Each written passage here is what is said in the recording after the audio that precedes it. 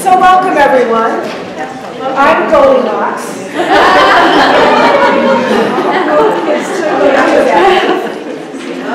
I'm the Reverend Renee Ruchtozke. I am primary contact for the Buffalo cluster of congregations. We're part of the Central East region of the Unitarian Universalist Association. We're also part of the St. Lawrence District for the time being, and I think all of you here are part of the St. Lawrence District. This is an amazing turnout. Thank you all for coming. I'm glad it wasn't sunny out because it'd be tempting to stay home. So overcast is good, no snow's good, right? It's a sweet spot of the fall in Western. I grew up in the snow belt of Michigan, so I kind of get the snow thing. So we're going to talk. I'm going to do a little bit of a keynote, and then most of you have signed up for workshops. We have 4 in the morning and 4 in the afternoon. We'll let you know where those are going to be when we end the keynote, so you'll know where to go next. So that part's going to be a little bit messy, but we just had to do that because we weren't sure how many people would show up and who goes in what room. So thank you for your patience on that. So like Reverend Michelle pointed out, sometimes when we who work with churches tend to look toward growth in numbers as the only way to go. And so there's this, all the cool kids took the other path. But the path of the small church is a wonderful path also. So I just want to reinforce what she said in her 3 Bears story, which is awesome. I'm sorry I did not have the video camera on for that, because that was prophecy.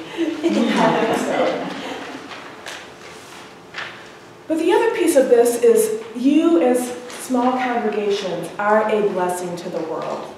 You provide ministry, in liberal religious ministry, in places where it wouldn't be otherwise. You invite people into your communities that are broken and need to know that there's love in the world and to feel love. You provide opportunities for connection to social justice and other kinds of good works. Individuals free-floating in our society may want to make a difference in the world, but they don't know how. And you have the ability and the placement to be a blessing to many, many people who are in your community. So just kind of keep that in the back of your mind. This stained glass window is from Anianta, by the way. And I also want to reinforce that Unitarian Universalism saves lives. The word saves is maybe a little bit of a word that we don't normally use. But literally, we save lives. How many LGBT people have found a home in our communities? How many transgender people? I mean, we've seen this in the past 10 years especially, where there's a larger conversation about transgender and being inclusive. And we're on the forefront of that. We save lives. We save lives of youth who maybe would be on a different path than one that our youth programs can provide. We save lives with people who have broken marriages. We have save lives of people who feel stifled maybe in their job or in their home life, and we open up possibilities for them. So we literally save lives, and that's something I truly believe. And so I want to share a little reading from my friend Kenny Wiley. Kenny is one of the editors at UU World magazine. He wrote, I think, the cover story, of the issue that just came out, I believe. And this is called Where God Is. The first time my heart felt broken, I went to church. When my mom died, I went to church.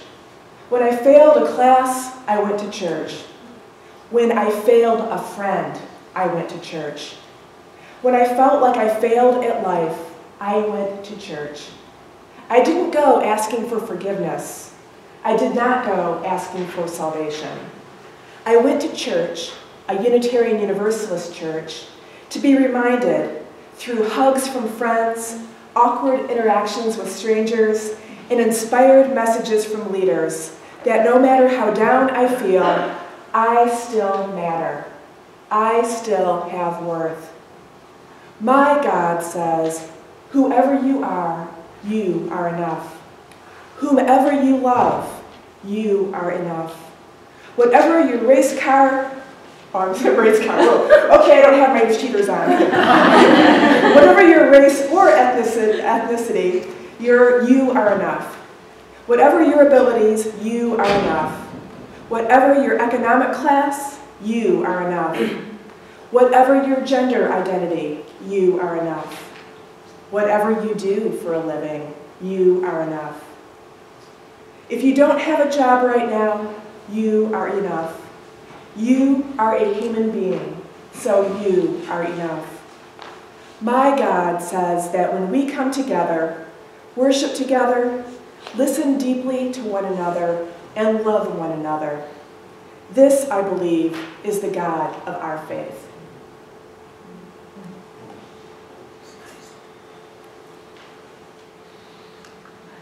And as a preview, though, I'm preaching here tomorrow morning, and I'll be doing the full reading tomorrow, so that's sort of just a taster. So what are the purposes of the liberal religious church? One is meaning-making, helping people find meaning in their own lives and to help us find meaning together. And that's a lot about what we do with worship and small group kinds of things, adult religious education. And then we also find ways to make a difference in the world. So it might be something as confined as helping out your local food bank or housing the homeless in your area, up to going out and marching in a Black Lives Matter protest. There's a wide range of ways that we can make a difference in the world in alignment with our liberal religious values. So I have a few, so a lot of today is going to be about giving you stuff to take home with you, but also pointing to other resources that we have available for you, most of which won't cost you anything, or would cost very little. So part of this is sort of hyperlinks that you can check out later, if you will. One book I found useful for the small church thinking is The Strategically Small Church. I have books up here that you can browse through from my personal library if you like. But I'm using a framework. I sort of adopted it and added a couple of things, but I'm using a framework from this, and that's what's on the back of your agenda. That's the framing I'm going to use for this steam talk. So I should also mention we have two Facebook groups for small congregations. One is called Small and Mighty UU Congregations for congregational leaders, and there's one called Tiny and Terrific for religious education programs. So this is a great place for people to exchange ideas. But we'll talk about being small, what it looks like to be small and mighty. The first, and I'll go through, actually, I'm going to go through each one of these one by one. So this is on the backs of your agendas if you want to take notes. It's there. So the first thing is keeping it real. One of the things the book talks about is back in the 80s with the baby boomers, and remember the yuppies? Yeah, so there's this there's of excellence, right? Everything, my lettuce can't have any brown on it, and the churches sort of had that same kind of pressure to be excellent. And I'm not saying that we shouldn't try to be excellent, but really it's more important for us is to be authentic. How many places in the world are people able to have authentic relationships? Right, the Bowling Alone book by Robert Putnam a few years ago, and there's surveys that were part of his book. But a lot of our fellow Americans, fellow Northern Americans, have one friend that they can confide in. I mean, that's heartbreaking, isn't it? I know that when I was going through my divorce, I was so appreciative of being in a faith community where I could share my story and I'd hear their story and I would feel held by, one person can't hold you, right? You need a group of people to hold you so that you know that you're not alone and you can feel loved at the times when you feel most unlovable. So we can be authentic in a way, and because you know each other, right? It's like you have those bonds of relationship with one another. And the trick, the flip side of that in the small congregation is how can you have bond receptors so you can invite new people in, right? So that's what Megan's going to help us with in her workshop. So the other thing about being authentic is you don't have to be like the big church downtown, right? You can just be who you are as a congregation. You figure out what you do well and just keep doing it well. And give yourself permission to say no to what doesn't work for you or what's not a good fit for you. You know, ministry comes in small packages as well as large packages. So I'm gonna just ask my Reverend Joan and Reverend Megan. We're just at a Renewing the Church conference. So is there anything you wanted to add? I'm pausing for a second if there's any points you wanted to jump in with. Yep. Just a small, I just got back from this big old conference, so one of the things that I got there is the importance of making connections in our society today. I mean, we live in a really disconnected world. We don't, how many really know their neighbors that much? And, the Robert Putnam stuff that Renee was talking about. But these small churches so uniquely positioned to help people make those connections. Because you know people. When somebody walks in the door, you're able to say, oh, well, you garden with geraniums. Well, Amy over here has geraniums as well. And, she would love to talk with you. You can make those connections because you know people and you know their backgrounds. And that is a real blessing in this day and age. And I just want to emphasize that. Thank you. So the next point is keeping it lean, the nimble church. Sometimes we look at sample bylaws from a church of 150 members or 200 members and try to apply it to the small congregation. And if you have 50 members in your congregation and 10 members are on the board of trustees, for those of you, the math isn't too hard. 1/5 of your congregation is on the board of trustees, right? So when you think about it, keeping it simple with governance and how you organize is really important. So this is a model I use for mission, vision, covenant work, and I just wanted to share this with you. I have classes and things where I talk about this more in depth, but a nimble church is nimble when it's knowing where the direction is. If you're going off in different directions and nimble, it's interesting to watch, but it's not very But if you have a direction and there's rocks and things, you can sort of go over them, but you're still making forward movement, right? So the idea is you want to know who you are as a congregation. Who you are, what's your center as a congregation? What are your core values? Are you a congregation where everybody picks up the broom?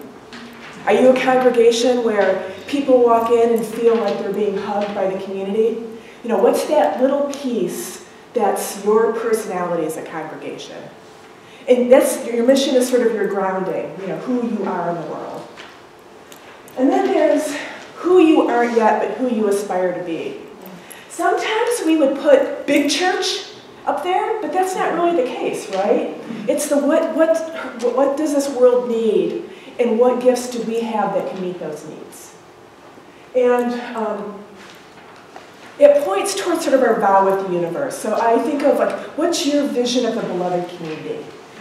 For me, it's Star Trek Next Generation. That's the community I want to live in, where everybody has a job that they love, money is sort of a thing, and you have credits, and guy behind the bar knows exactly how much you have, and you don't have to worry about money and things like that. So that's my vow with the universe.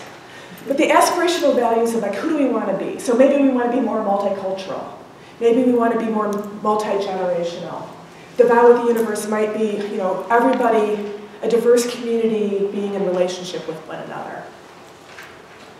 And then there's this other piece, how we agree to be together in community. And this is kind of a tricky piece. We've talked about covenant.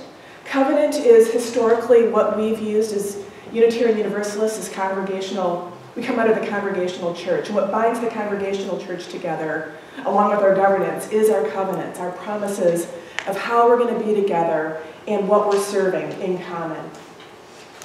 And then there's also things in our congregations that kind of prevent us from achieving what we are hoping for, our aspirational values. They may be old habits that we have of trying to think of one to pick on. So here's one. I'm gonna pick on this one, the rummage sale. How many person hours goes into putting on a church rummage sale? A lot. And how many dollars do you usually get from a church rummage sale? Fewer than the Not average. so many. Yeah. So, but it's tradition, right? Tradition. Tevye comes out and starts singing. It happens at a congregational meeting, right? You don't always see him, but he's there.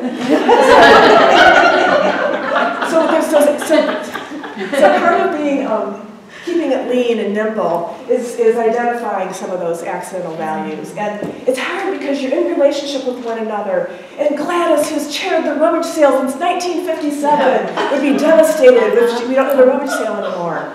And yet, it's weighing us down, right?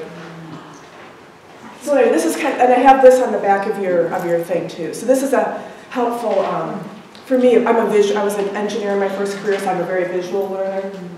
But the way I think about this is there's a string from your heart individually, and then from each member's heart in your congregation, through your core mission towards your aspirational vision. So just think of that, what is it about you as individuals and when you come together, and how can that help serve the world? Yes, Renee. I have this food, all my metaphors come back to food eventually, but I have a little bit of a food metaphor about having that real narrow focus called the whole enchilada. I think in Unitarian Universalism, we've been told every congregation needs to be the whole enchilada, so it has a really great caring community, it has perfect RE, and it has wonderful worship, and it has the whole 9 yards.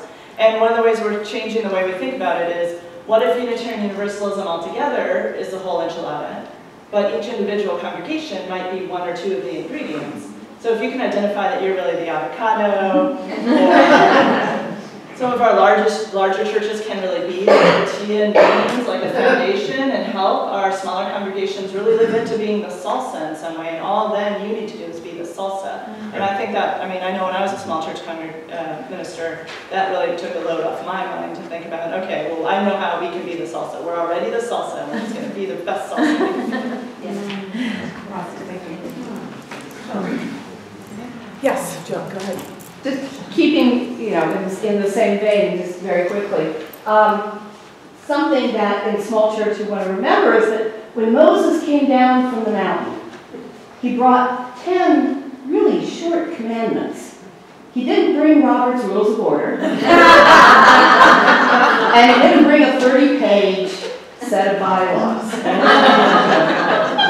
Don't be afraid to look at the other ways of organizing meetings, and there are many out there much shorter and more geared to the size. And don't be afraid to say, 30 pages of bylaws are not where we're at, and they're not serving us, so let's redo it and make it 5.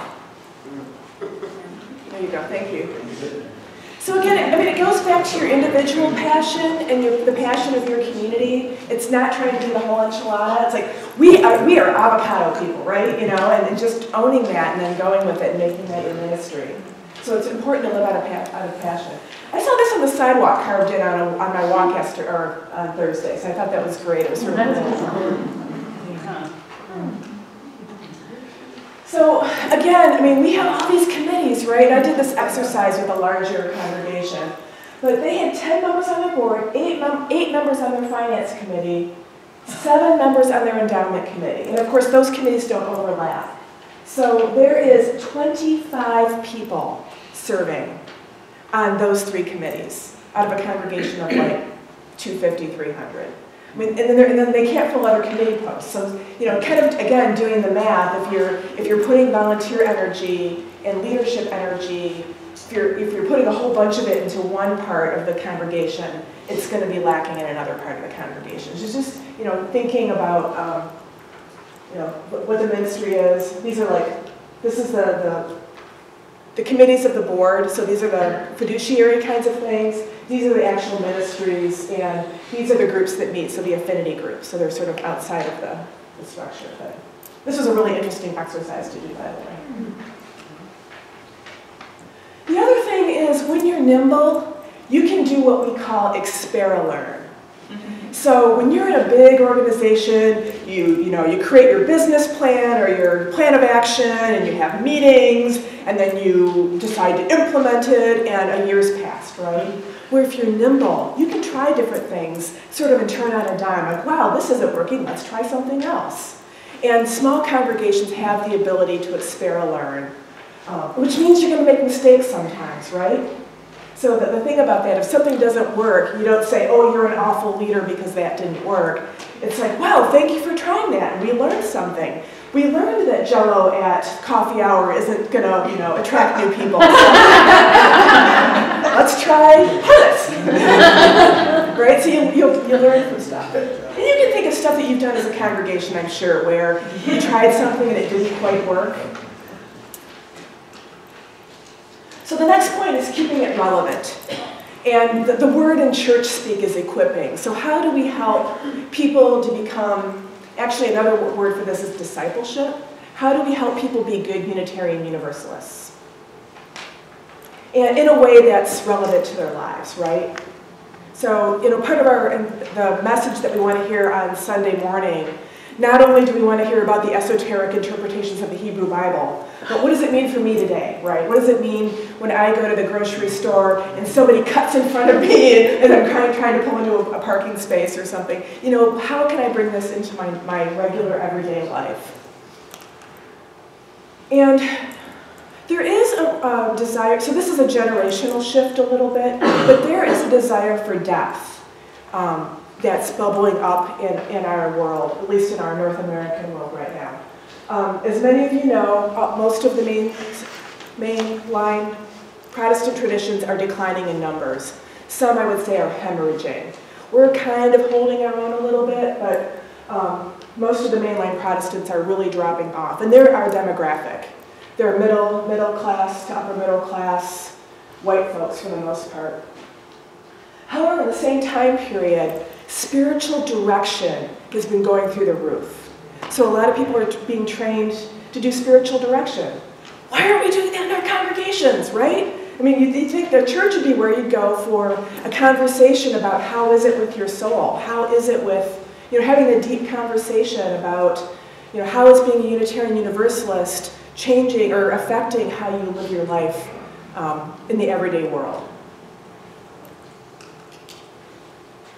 And so one way our congregations can do that is to really provide not only hospitality, like the amazing hospitality out there, right? All that wonderful food, the nourishment for the body, but also the nourishment for the mind and the spirit. And really providing, not just you can believe anything you want here, but just say, well, there's certain things about being a Unitarian Universalist, and we'll help you, let's have a conversation about what that looks like and how it might be similar and different for us. Does that make sense? A little bit? How do you get that without a minister? I'm getting there. Okay. I'm getting there. So yeah, so this idea of spiritual hospitality. And this is from a webinar I did called Beyond the Potluck, Providing Nourishment for the Soul or something like that. And what we usually do is, instead of having a nice path of stones, we have a bunch of stones just kind of haphazardly. You kind of pick your own way through the stones as you're on your path. And really, it's good to keep it simple, especially as a small congregation. And there's a book called Simple Church, which talks about that. Very, very hard to translate if you have a problem with Christian language, but the actual form is a really helpful form. Oh, there it is. But our version of, so for Simple Church, of course it's Bible-based, right? But that's not how we roll. So how a lot of Unitarian Universalist churches and a lot of small and emerging Unitarian Universalist congregations, they're using theme-based ministry. And so everything is based on a monthly theme. And do any of your congregations do monthly themes? So Fredonia does. You do Soul Matters, don't you? Okay. And Cortland? And Athens? So some of the small congregations do this. So basically, every month, you have a theme. This month for Soul Matters is, what does it mean to be a people of ancestry? So what is it? So we have Thanksgiving, right? Is one of the holidays. We also had All Souls Day is one of the holidays. So imagine each week the sermon goes a little bit deeper and a little bit deeper and a little bit deeper, and your small groups also talk about it. I mean, can you imagine sitting, talking about ancestry, hearing a sermon maybe on somebody's ancestors being slaveholders, and then being able to meet in a small group and talk about, maybe some of the darker parts of your family's history, and the healing feeling of that, of being in a group of people that love you and help you sort of process, some of the things in your own family's past. And how do we sit with that? Because that's part of who we are too, right? So how do we sit with that? And what better place to have those kinds of conversations than our congregations? So this is not a commercial for Soul Matters. However, all the small churches who are here who use theme-based ministry are using Soul Matters. This is a subscription service, and what they basically give you are like readings and links to things and lists of hymns that fit with the theme. And it's kind of a crowdsourcing thing. So like Wikipedia, if you find a great poem or something, you can actually feed it back into the system so all the congregations get it. Or if you write your own homily or something, you can feed that back into the system. But anyway, so that's an opportunity for, this is back to the equipping thing. Like, how do we offer depth to people who walk through our doors? And the thing I love about theme-based ministry is it's like a super collider for creative interchange. So part of us is, theologically for us, well, for me, I'm a process theologian kind of person. But when I'm in a group with 6 or 7 other people, and we're really going deep with one another, and I just, I come out of those situations feeling transformed. To me, that's kind of the core of the religious experience in our liberal tradition. There's a book in hymn in the Teal hymnal, when my heart is in a holy place, when my heart is in a holy place.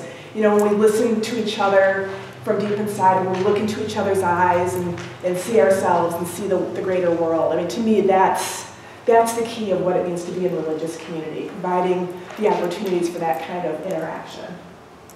And theme-based ministry just helps us to get there quicker. Any other comments? How about from some of maybe a couple of the congregations who use Soul Matters? Do I have a witness? Yeah.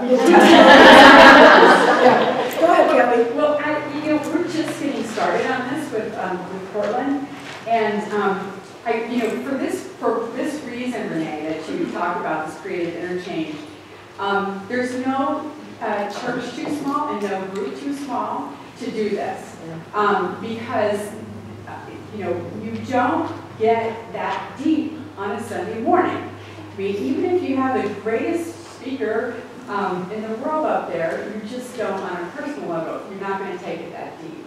And it's such a unique way of being in relationship with each other that it's not going to be like coffee hour. It's not a conversation pit. It's a circle of trust, and so very, very different. And the resources are awesome. They take. I never knew ancestry could be taken in so many directions, and going really deep with that. So it really inspired me to look into a past like a bad grandpa, but not in a really stark way, but something that you're compelled to look at that and say, what does this mean to me now? And we're enriched by that experience. Exactly. And we enrich one another by that experience. So, I mean, this could be its own whole workshop. So, but thank you for that. I just want to the multi-generational church, kind of making a bridge to that. So last month, the theme was letting go. And of course, we had a bunch of kids who know the song from Frozen, right? And all the little girls have the dresses, right? And the little boys have the snowman hats, and vice versa. There's some boys with the dresses and some girls with the snowman hats. But we had them sing a his opening song. You know, we had them just, because they all knew the words, and it wasn't perfect, it wasn't messy, but it was part of their church. It's my church, and I can sing this song I love, in this costume that I love, for the people that I love and who love me. And so, you know, it was an excuse to do that. I don't know that we would have done that otherwise, but anyway.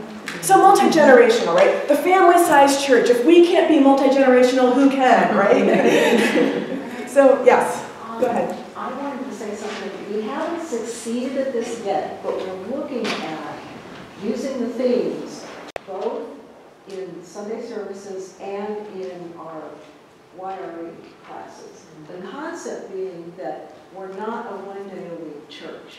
That families can go home and talk about things that we're doing all week long. Yes. So that's kind of the direction we're going. Yes.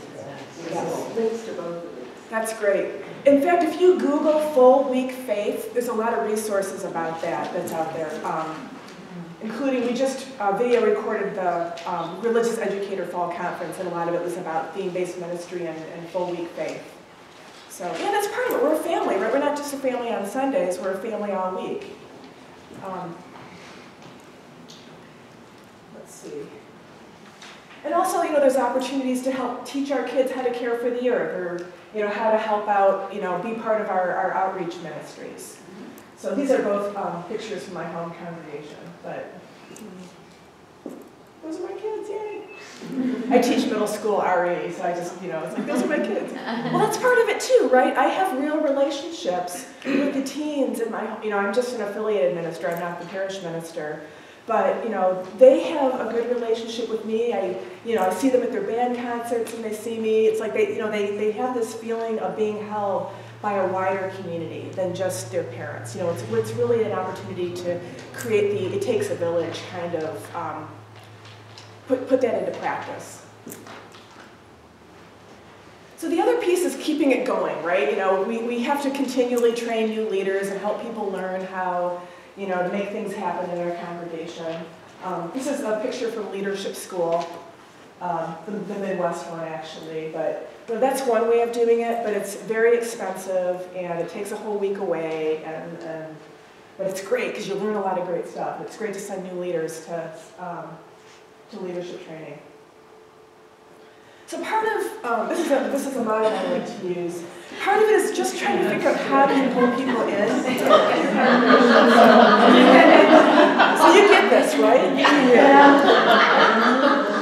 So in this room, we really have these two inner circles, right? And when I say staff, I say, well, I'm thinking of Fredonia at Northern Chautauqua. They have a crew of people, most, you know, like 2, maybe 3, who go in and set up the Grange every single Sunday.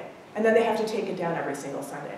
I don't care whether they're paid or not, I consider them to be staff. That is commitment, right? So there's like unpaid staff and unpaid staff. So part of, you know, when you think about keeping it going, it's really tempted to invite the belonging, people who are members you want to kind of bring on board, but people who are interested, who walk through the door, you know, third time there, you ask them to be on the board of trustees, right?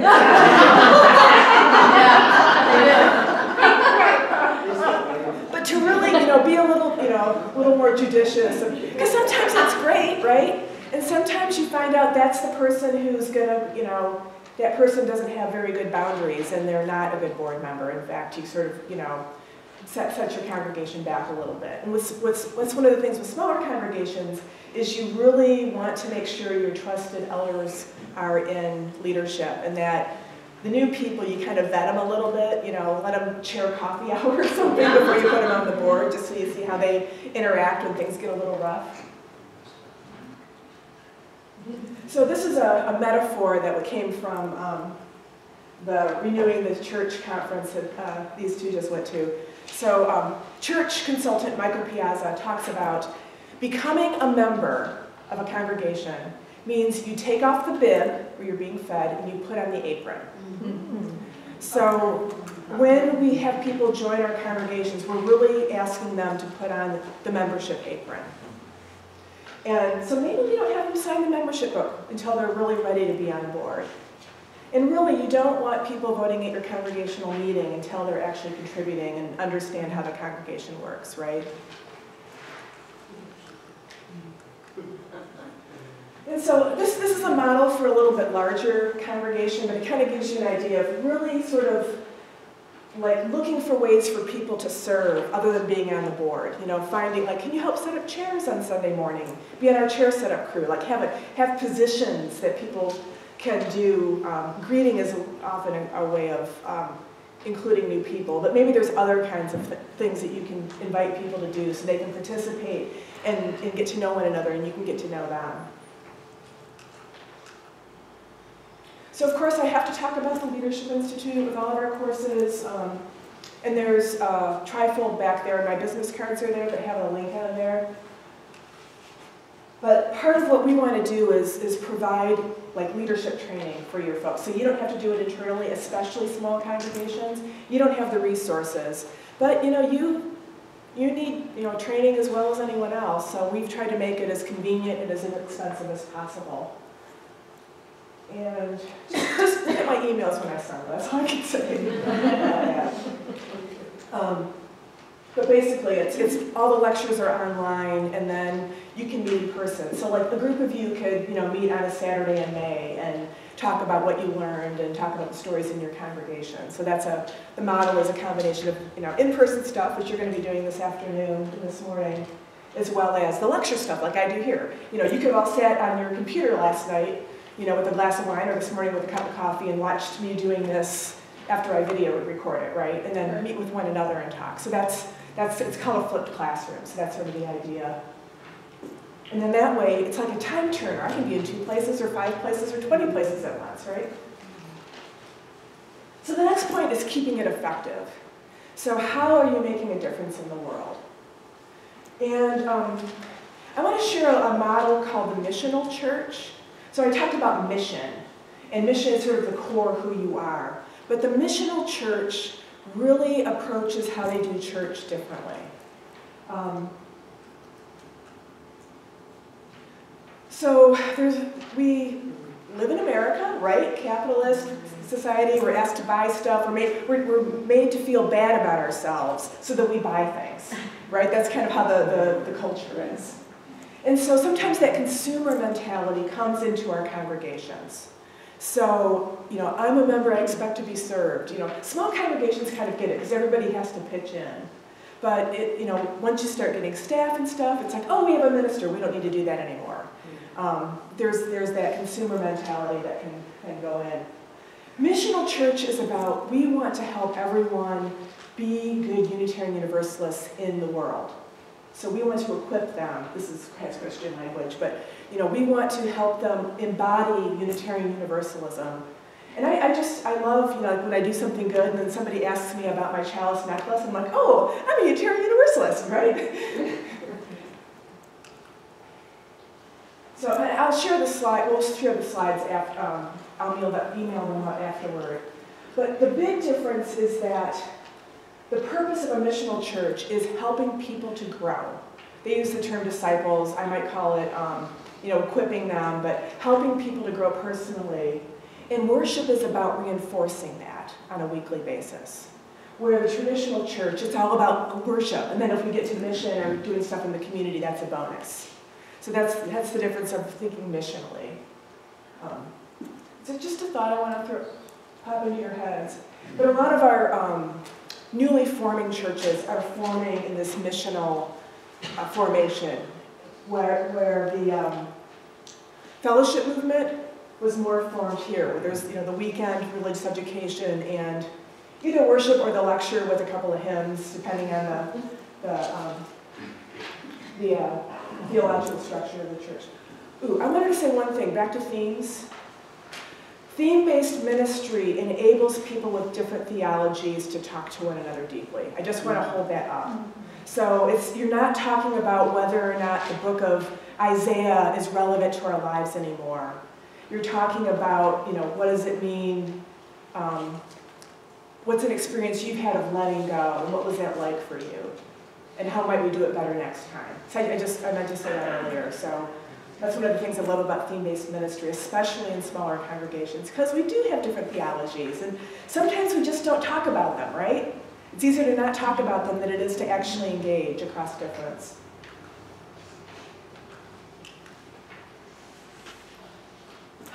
you are familiar with the Lively Tradition blog by Tom Shade. Have any of you seen this? A couple of you? So Tom is a public theologian for Unitarian Universalism. He writes I'm hoping he's going to teach a public theology course for the Leadership Institute this spring. But he's been talking about how can we be Unitarian Universalists in the public sphere, and like what's working for us, what's not working for us.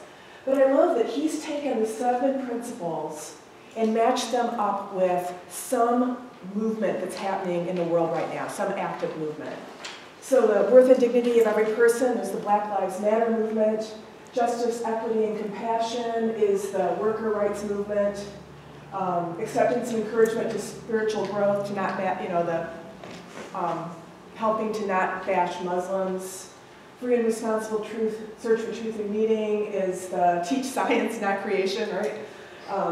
Democratic process is the voters' rights. World community against, there's the peace movements that we have. And of course, the interdependent web, the climate change, climate justice work that we're doing.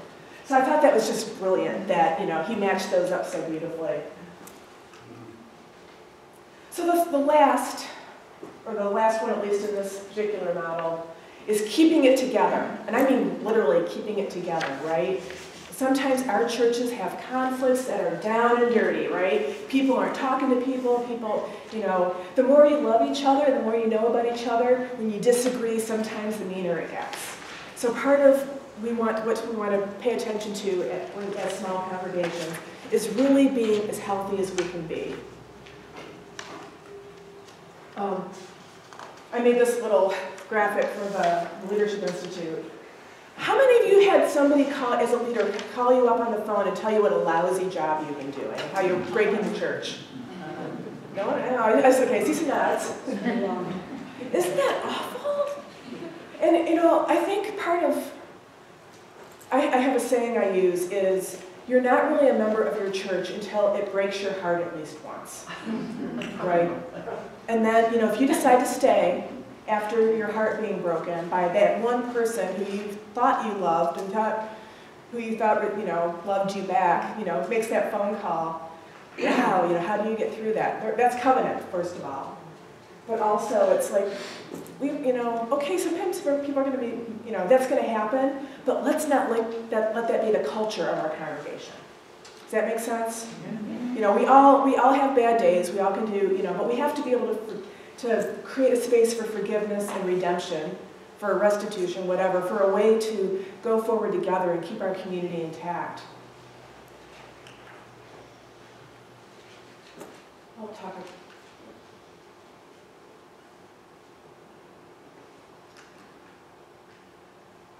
Let me see, I'm trying to,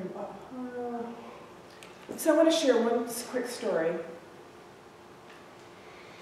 It's not just about how we treat each other with the meanness, it's also allowing dysfunctional and disruptive behavior in our congregations. So this is a little piece here, this is the tough conversation sometimes, and I want to share my own experience. I too served a small congregation. And there was one member who when I got there, had a stroke a year earlier. And the story I was told is that when the person had the stroke, it removed the filter.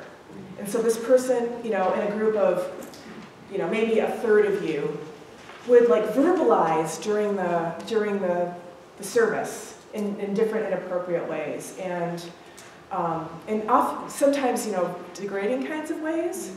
And then he would also make sexual comments to some of the other people. So I just wonder how many people cycled through that church and never stayed because of that one person. And so come to find out, that person had always been that way. It's just when they had the stroke, there was a reason. It's just that they had the stroke, right? And that's why this is happening. And no, that person, and especially at his memorial service, he died he died a couple years later. And some of the stories came out about how he was always that way. And then the stories came out that he was making sexual comments to the younger, under 18 folks. So there's this, and I kind of wonder sometimes, is the testing the waters, the stuff on the surface, because people, when you start bringing up the stuff that's underneath the surface, that's huge, right? So paying attention to the stuff on top of the surface. And Megan and I were talking about this. It's okay to say, we love you, but this behavior has to stay outside the door. This behavior cannot come in here. So, you can come in because that's how we grow, right? I mean, if someone's really struggling with learning how to be in community, we can help them be better in community. We can, we have mentally ill people who come to my home congregation. And, out in the regular community, they act up. But when they're at our congregation, we've helped set limits so they can be part of our community in an authentic way. And they've learned to not, do the things that they do outside of, in their normal life. So, does that make sense? Mm-hmm. And it's hard to do that, right? Because we're in a relationship, but we're really doing them a favor by putting limits on those behaviors. Doing them a favor, ooh, that's exciting. Doing them a favor and also doing a favor for all those people who need the saving message of Unitarian Universalism, that they come in and have a good experience when they come in. An authentic experience, right? We want them to see the real us and not get pushed back by an anomaly in our congregation. So I can't talk about healthy leadership or healthy congregations without triangulation. So how many of you have heard the term triangulation before? Good number of you. Okay. So, Megan.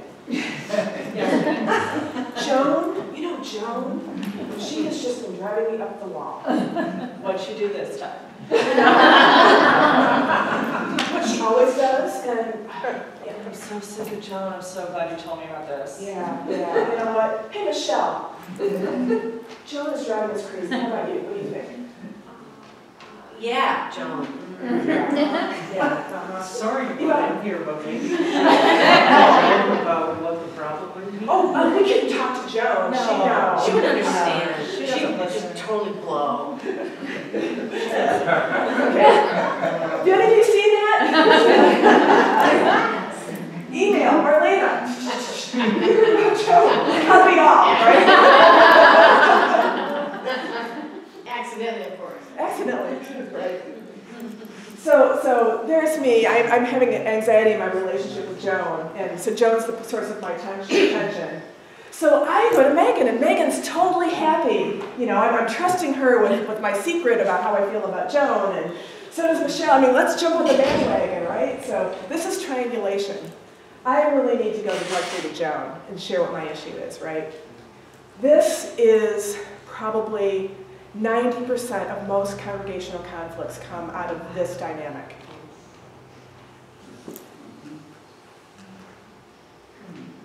And this is another version of it where I come up to Joan and say, Joan, I have all these people who are really upset with you, and they wanted me to come forward and tell you. There's at least 50 or 60 people. In a congregation of 12.